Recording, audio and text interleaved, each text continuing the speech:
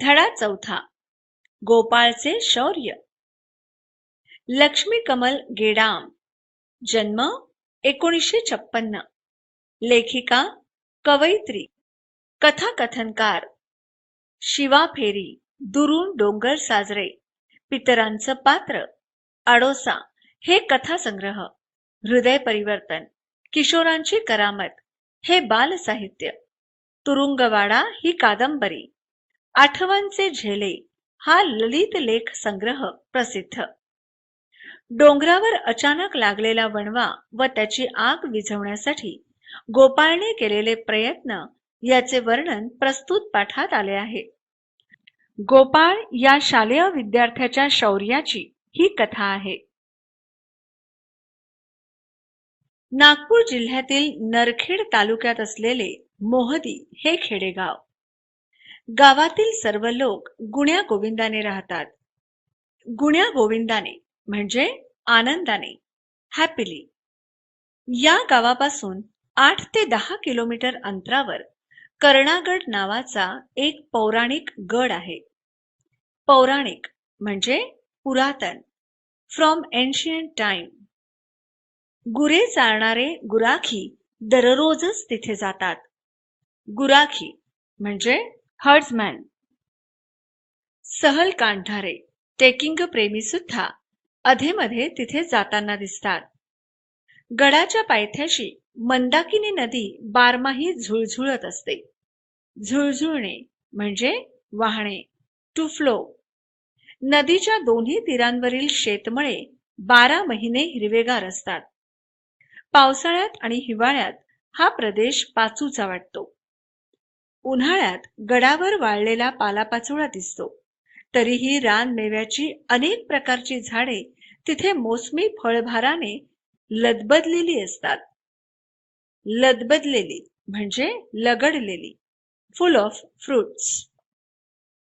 अगर आप अपने सिलेबस के सारे चैप्टर्स इस फॉर्मेट में देखना चाहते हैं तो हमें डिस्क्रिप्शन में दिए गए नंबर पर कॉल करें. वार्षिक परीक्षा संपल्यानंतर लगेचच उन्हाळ्यात मोहदी येथील माध्यमिक शाळेची सहल कर्णागड येथे गेली होती.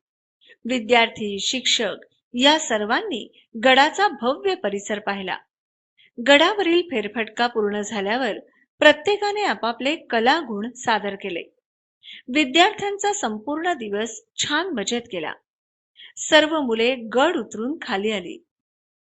मुलांनो, सूर्यास्ताआधी घरी पोहोचलेलं बरं, असे शिक्षकांनी म्हणताच सर्वजण गाडीत जाऊन बसले. घाटातून गाडी जात असताना मुलांना घाटाच्या खालच्या बाजूने आग लागलेली दिसली. अरे, तो बघ वणवा, वणवा लागलाय वणवा, गाडीतील एक जण ओरडला. ड्रायव्हरने लगेच गाडीचा वेग वाढवला. नाहक आपण आगीत सापडू नये हा त्याचा उद्देश होता. गाडी पायथ्याशी येत असताना उतारामुळे गाडीचा वेग मंदावला. गाडी थांबवा, ही आग विझवलीच पाहिजे, 14 वर्षांचा गोपाळ ओरडला. गोपाळच्या या वक्तव्यावर गाडीतील सारेजण हसले. अरे वेड्या, ही जंगलाची आग आपण कशी काय विझवू शकू? शिक्षक दरडावून म्हणाले. दरडावणे म्हणजे रागावणे, मोठ्याने ओरडणे, टू स्कोल्ड. पण ते ऐकायला गोपाळ गाडीत होताच कुठे? त्याने तर लगेच गाडीतून उडीही मारली होती. त्याला परत गाडीत घेण्यासाठी ड्रायव्हरलाही नाईलाजाने गाडी थांबवावी लागली.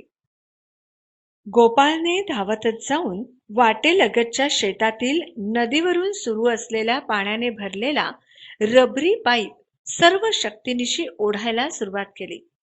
साधारणपणे 2.5-3 इंच परी घसलेला तो लांबच लांब पाईप गोपाळ आगीच्या दिशेने ओढत आणत होता. अगर आप अपने सिलेबस के सारे चैप्टर्स इस फॉर्मेट में देखना चाहते हैं तो हमें डिस्क्रिप्शन में दिए गए नंबर पर कॉल करें. हे आग एकट्याकडून इजणार नाहीच, हे मलाही माहित आहे. पण म्हणून का प्रयत्नच करावं नाही का काय? प्रयत्न म्हणजे प्रयत्न, एफर्ट्स. सर, असं जंगलच आम्हा आदिवासींचे पोशिंदे आहेत. पोशिंदे म्हणजे पोषणारे, गार्डियन. आन माय बापाले कोण असा आगीच्या मुखी सोडून जातेत काय? बाजूला उभा असलेला गावातील एक गुराखी सरांना म्हणाला. गोपाळ गुराख्याकडे पाहून म्हणाला, माणसं असो का जनावर, त्यांना वाचवलंच पाहिजे ना. सर्वांनी मिळून आग विझवलीच पाहिजे. हे पाहून सर्व विद्यार्थी व शिक्षक एका पाठोपाठ एक गोपाळच्या मदतीला धावले. एवढ्यात दुसरी एक गाडी गडावरून खाली उतरली. त्या गाडीतील 50चे गृहस्थ खाली उतरले. त्यांनी सर्व प्रकार क्षणात निहाळला आणि त्यांनी मोबाईल कानाला लावला.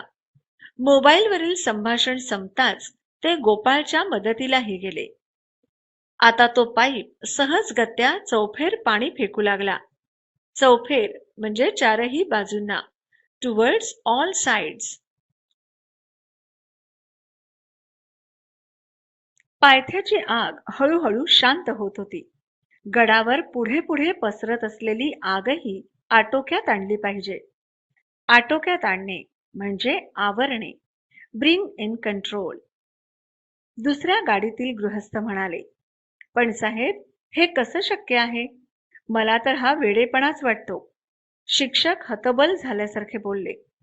हतबल होणे म्हणजे निराश होणे, डिसअपॉइंट. त्या गृहस्थाने फोनवरून अग्निशामक दलाच्या 2 गाड्यांना बोलावून घेतले आहे हे सरांना सांगितले. अग्निशामक दल म्हणजे फायर ब्रिगेड.